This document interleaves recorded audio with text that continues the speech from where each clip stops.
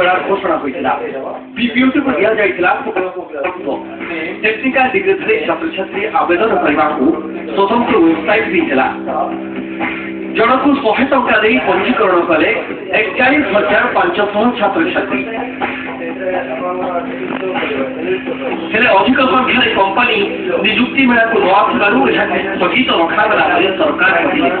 ହେଲେ ସୂଚନା ଆଇନ ଜରିଆରେ ଧରାପଡ଼ିଛି ସରକାରଙ୍କର ଇଚ୍ଛା ପ୍ରକୃତରେ କୌଣସି କମ୍ପାନୀ ସହ ଯୋଗାଯୋଗ ବି କରାଯାଇନଥିଲା। ଏନେଇ ପଚରାଯାଇଥିବା ପ୍ରଶ୍ନର ଉତ୍ତରରେ କୌଣସି ତଥ୍ୟ ନଥିବା ଦର୍ଶାଇଛି ବିଶ୍ୱବିଦ୍ୟାଳୟ। ଏପରିକି କମ୍ପାନୀ ସହ ଯୋଗାଯୋଗ ଲାଗି କୌଣସି ବିଶେଷଜ୍ଞ କମିଟି ହୋଇନଥିବା ବି ଦର୍ଶାଇଛି ବିପିୟୁଟି। ତେବେ ପିଲାଙ୍କ ଠାରୁ ମିଛରେ କାହିଁକି ଅର୍ଥ ଆଦାୟ ହେଉଥିଲା ସେ ନେଇ ଉଠିଛି ପ୍ରଶ୍ନ।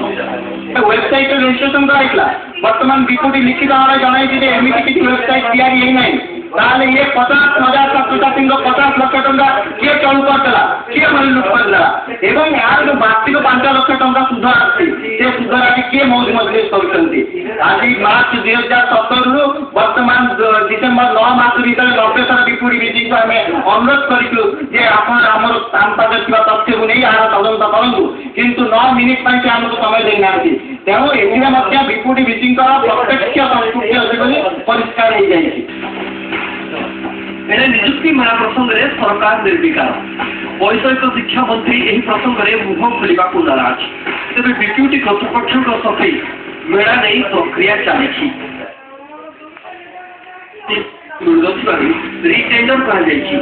2016 ଜାନୁଆରୀ ସୁଦ୍ଧା ନିଶ୍ଚିତ ଭାବେ ମେଳା ନେଇ ବାଟ ଖୋଲିବ।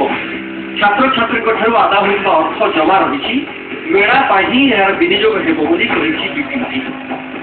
ନିଯୁକ୍ତି ମେଳା ପାଇଁ ଆମେ ଆଉଟସୋର୍ସ କରୁଛୁ, ଯୋଉଥିପାଇଁ ଏଇ ଟେଣ୍ଡରିଂ ପ୍ରୋସେସଟା ଆସିଥିଲା ଆଉ ଯୋଉଟାକି ବହୁତ ଶୀଘ୍ର ଆମେ ଏଇ ରିଟେଣ୍ଡରିଂ କରିକି ସେ ପ୍ରୋସେସଟାକୁ ନ୍ୟାସନାଲ ଷ୍ଟେଟ୍ ଲେଭେଲରେ କୌଣସି କମ୍ପାନୀ ଆମେ ପାଇଲେ ଯେ ଏଇ ରେସ୍ପନ୍ସିବିଲିଟିଟା ବନ୍ଦ କରିପାରିବ। ସେଥିପାଇଁ ଆମେ ବାଧ୍ୟ ହେଲୁ ନ୍ୟାସନାଲ ଲେଭେଲ ଟେଣ୍ଡରିଂ କରିକି ଏ ପ୍ରୋସେସଟାକୁ କଲୁ ଆଉ ପ୍ରାୟ ଆମେ ବିଜନେସ୍ ରୁଲରେ ଏ ପ୍ରୋସେସଟାକୁ ସକ୍ସେସଫୁଲି କମ୍ପ୍ଲିଟ୍ କଲୁ।